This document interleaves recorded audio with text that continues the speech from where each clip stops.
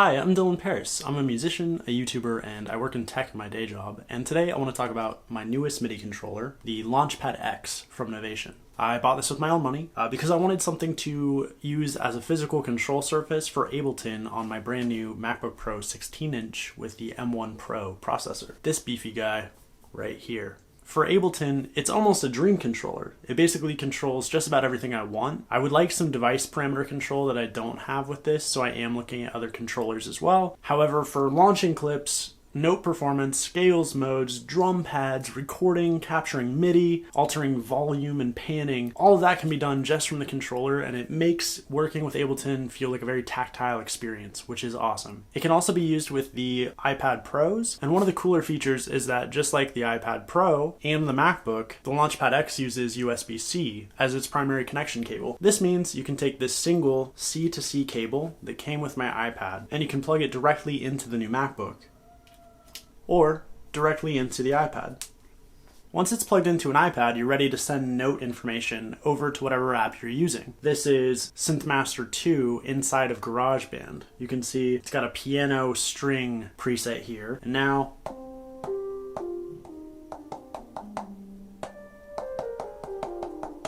we're playing in a scales mode. We can change that, hold note, and we have all kinds of options here.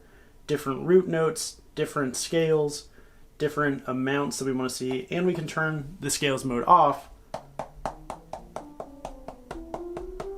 play any note we want. In Ableton, we get access to more features than we do on just the iPad. I'm hopeful that apps like GarageBand and Beatmaker might update in the future to use the Launchpad as a launch surface as well as a composing surface. I know if you use LK and AUM, which I need to test out, you can trigger MIDI clips off of the session mode, which would be really nice, and I need to test that further. In Ableton, we can choose session view and see our session, note view, see our notes, hit session again, and control different parameters. So this is the volume of each track, panning of each track, sends, stop clip, mute, solo, and record arm, which is cool.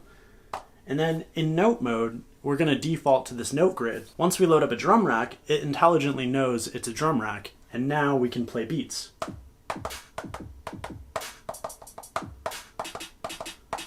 Which is cool. If we liked that, we could enable the metronome. And this is one area where I do kind of wish I got the Pro. I don't have metronome control, and I don't have transport control. There's a couple things I think you have on the Pro that I don't have, but it's not the end of the world. We turn on metronome. So we're in session view, and we go back to normal session view. These are the different grids we can record that drum kit into. So I'll hit here.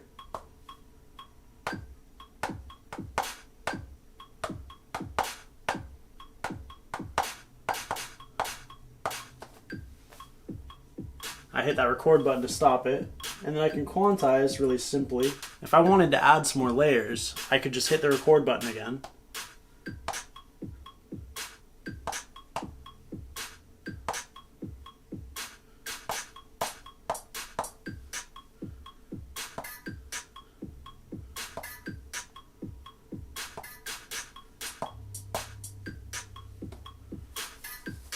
Now we've got that going. Turn off the metronome because we've got a beat. Throw in a classic FM8 in here. It'll go back into note mode. I'm going to hold this, put it into a scales mode, and try this one.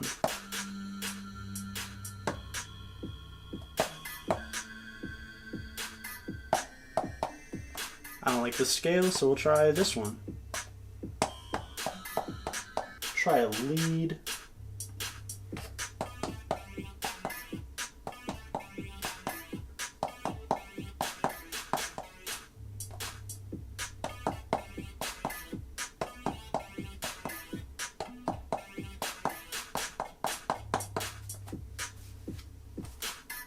One thing is that when I hit the stop record button, it doesn't always stop it when I want to, and it creates an additional 4 bars, which is frustrating.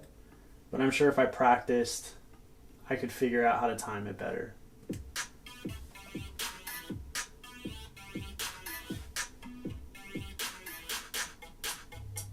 And so yeah, overall, you know, I've owned Launchpads before. I actually had an X, I upgraded to a Pro, and then I ended up selling the Pro because I thought I was done with Ableton. Lesson learned. I sold the Pro for as much as I bought this for, which kind of sucks, but it is what it is. Learned my lesson. I would love to try a Pro again and try other gear. I've actually reached out to Novation and the Focusrite group to see if I can try out some review units of things, because it would be cool to show you other controllers as well. I have a fairly large variety of controllers, but there's definitely more out there I want to try. But overall, I'm pretty happy with this thing, and there's only a couple things I would want to see on here that it doesn't have, at least that I'm aware of out of the box. Some kind of knobs, the way that the launch keys have for controlling device parameters would be cool. I know it would make it bigger, and maybe that's not what people are looking for with this device, but if it had like 8 control knobs, it would almost be like an Ableton push without a screen, which it already kind of is, but having that device control would be neat. It's probably something I can do with the custom mapping, and so I'll look into that in the future, but this is more of an impressions video. But anyway, I am really enjoying the Launchpad, and it's been really cool to use with my new MacBook Pro 16-inch and with the iPad Pro. If there are apps you'd like to see me try this out with, let me know in the comments below, either on Mac or on iPad. I have both, and I'd love to try a lot of stuff out. So any input or things you want to see, let me know. If you want to see more videos with the MacBook Pro and with the iPad Pro, I recommend liking and subscribing, and I will catch you soon. All right, peace.